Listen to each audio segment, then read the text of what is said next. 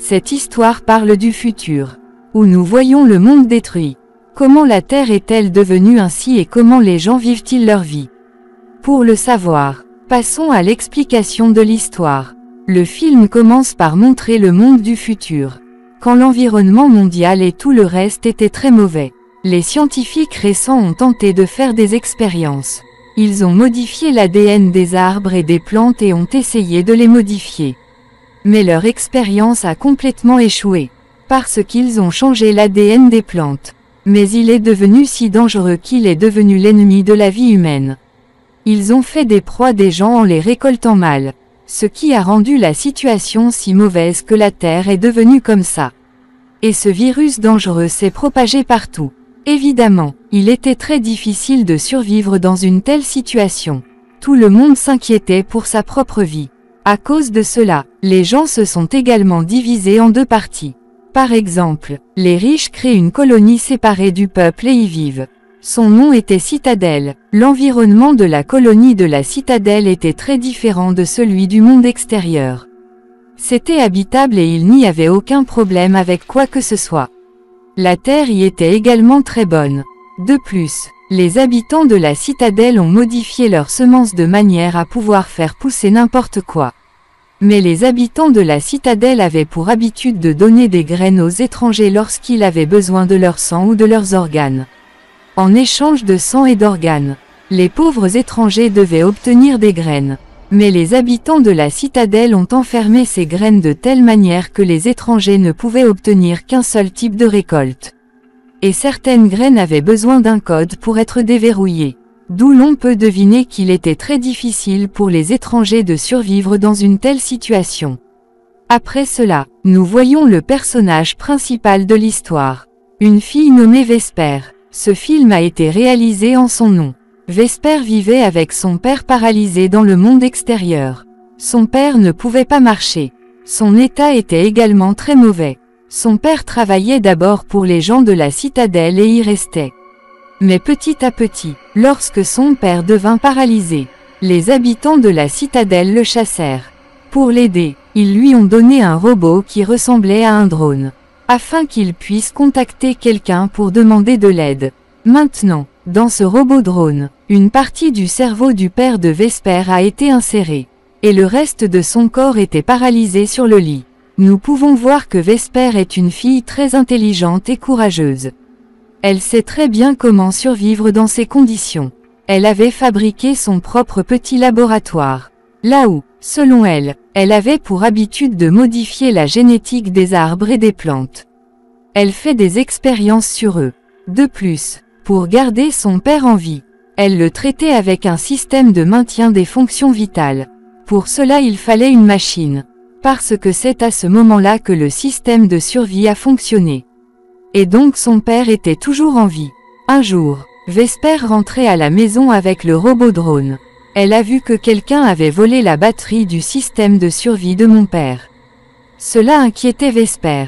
Et maintenant, si elle ne le veut pas, elle devra même demander l'aide de son oncle, qui est une très mauvaise personne. Et elle va vers lui.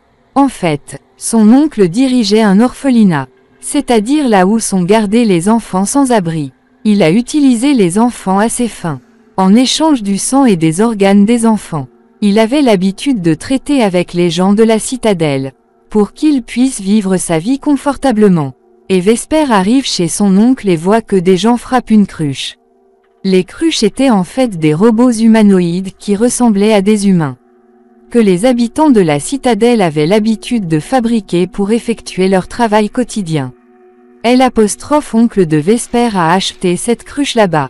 Mais maintenant que cela ne lui est plus utile, alors il l'a tué. Et Vesper dit à son oncle que j'ai besoin d'une batterie pour faire fonctionner le système de survie de mon père, pour laquelle elle est également prête à donner son sang. Maintenant, son oncle prend le sang, mais laisse lui le temps de venir dans 2 jours pour récupérer la batterie. Vesper dit que 2 jours. 2 jours. Ce sera trop. Mon père ne peut pas attendre mais quand l'oncle n'écoute pas, elle essaie ensuite de voler la batterie et de s'enfuir. Mais la pauvre fille n'a pas pu le faire et l'oncle l'attrape. Il emmène ensuite Vesper hors de là. Maintenant, après un moment, Vesper entre tranquillement à l'intérieur. Un enfant l'avait vu faire cela mais il n'en avait parlé à personne. Maintenant, tout d'abord, Vesper vole la batterie d'ici. Après quoi elle prend également beaucoup de graines, que son oncle avait pris aux gens de la citadelle. Après quoi elle court directement chez elle. Quelques jours plus tard, Vesper voit qu'un avion s'est envolé de la maison des habitants de la citadelle. Mais il est détruit à distance. C'est pourquoi Vesper court immédiatement là-bas, où elle trouve une femme blessée près de l'avion, dont le nom était Camilla. Elle était inconsciente. Vesper lui apporte rapidement son soutien et la relève, et la ramène chez elle avec elle. Elle soigne Camilla et la bande. C'est pour cela que la santé de Camilla s'est tellement améliorée. Et elle se lève correctement le matin. Elle dit à Vesper que mon père est avec moi. Va le chercher aussi, parce que nous sommes de la citadelle. Alors toi et ton père vous accompagnerez également, pour que vous puissiez y passer votre vie confortablement. Maintenant, après avoir entendu cela, Vesper va immédiatement trouver son père. Elle avait vu le père de Camilla, mais avant que Vesper ne l'atteigne, son oncle la rejoint. Oncle de Vesper reconnut que cet homme venait de la citadelle. Il voit également le personnel près de lui. Il a donc découvert qu'il y avait aussi une femme ici avec cet homme.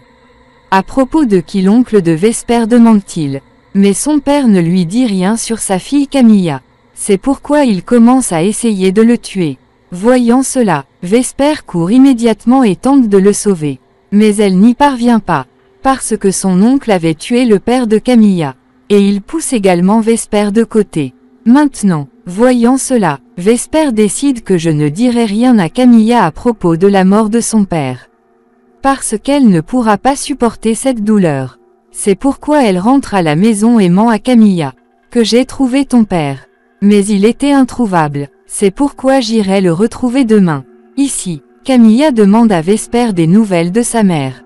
Où est-elle, maintenant? Vesper lui dit que ma mère avait également ce virus dangereux. Mais aucun remède n'a encore été trouvé. C'est pourquoi elle nous quittera et ira dans un groupe rebelle, pour que nous n'attrapions pas ce virus. Parce que toutes les personnes de ce groupe sont également infectées par le virus. Le nom de ce groupe rebelle est Pèlerin. Le peuple des pèlerins vit dans son propre monde. Et il ne se soucie de personne d'autre. Et il ramassait tout, même les ordures. Maintenant, avec le temps, une relation entre Vesper et Camilla commence à se former comme celle d'une mère et d'une fille. Vesper lui montre également son laboratoire, là où elle avait fait pousser des plantes génétiquement modifiées, qui avaient maintenant beaucoup grandi. Voyant cela, Camilla fut assez surprise, en plus de son intelligence. Elle est également très impressionnée. Un jour, Vesper décide que je devrais dire à Camilla la mort de son père. C'est pourquoi elle a amené Camilla près de son cadavre. En le voyant mort, elle s'est beaucoup effondrée. Elle commence à pleurer beaucoup.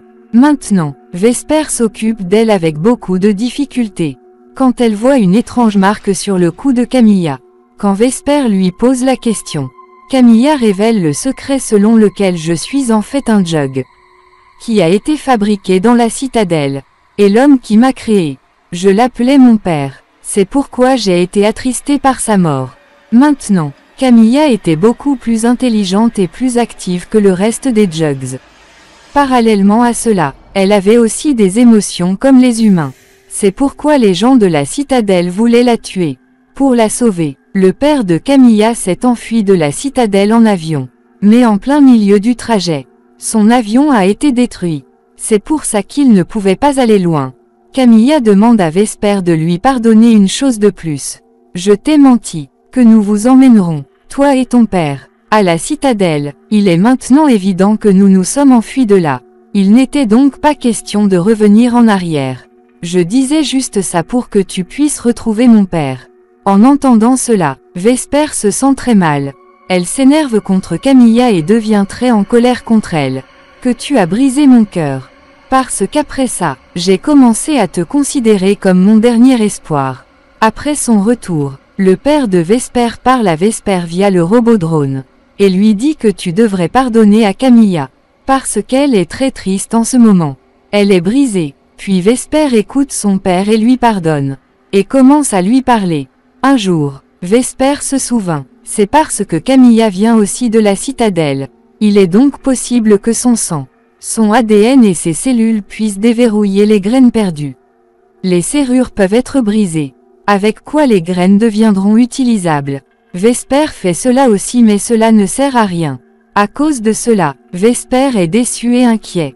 Camilla joue un morceau de musique après l'avoir vu en difficulté, ce que son père lui avait appris. Ainsi, avec l'aide de la cellule de Camilla, avec la rime, les graines se déverrouillent d'elles-mêmes.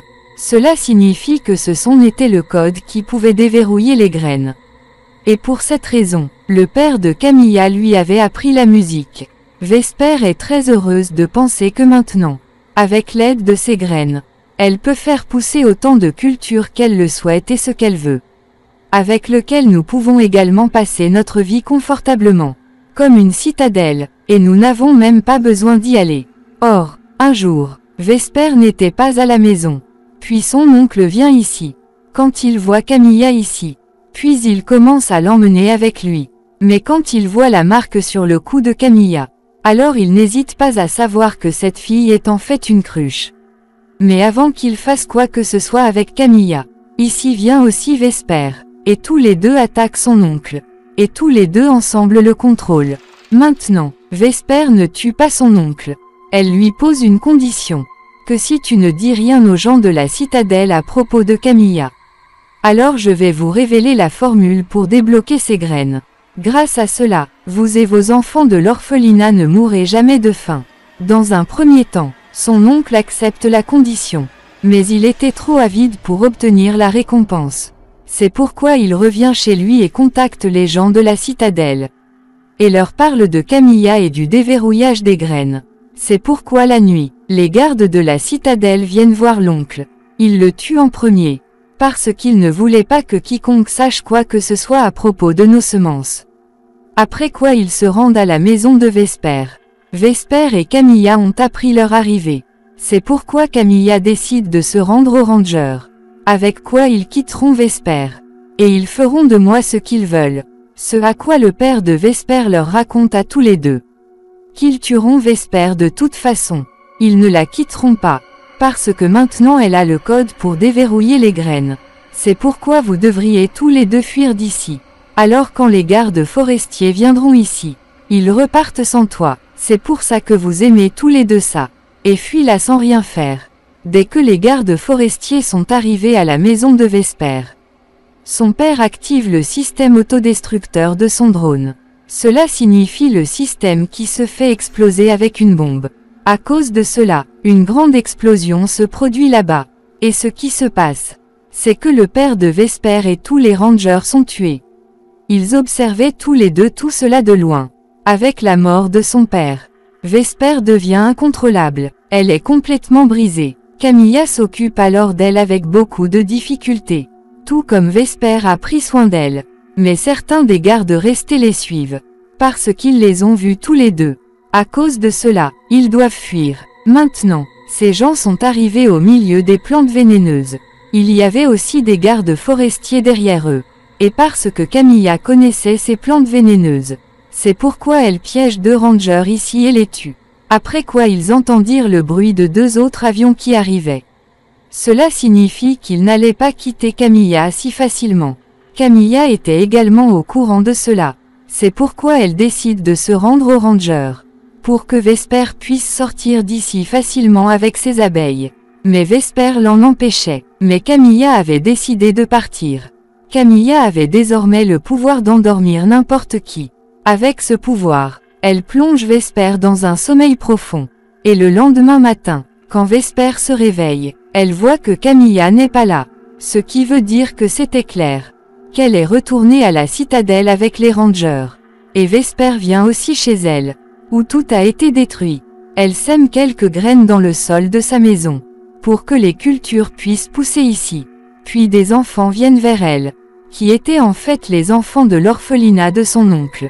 Maintenant Vesper prend ses enfants et va derrière les pèlerins. Pour qu'ils puissent obtenir de l'aide. Lorsqu'elle arrive, elle voit que les pèlerins ont rassemblé un tas. Et j'ai construit un bâtiment qui ressemblait à une très grande tour. Sur lequel Vesper monte et arrive au sommet. Et elle jette en l'air les graines qu'elle avait. Et les répand partout. Ce qui signifie que dans les temps à venir, de telles cultures pousseront partout. Ce que les humains peuvent manger. Ce qui arrangera tout. Et la vie vaudra à nouveau la peine d'être vécue. Et avec cet espoir, l'histoire de ce film se termine ici.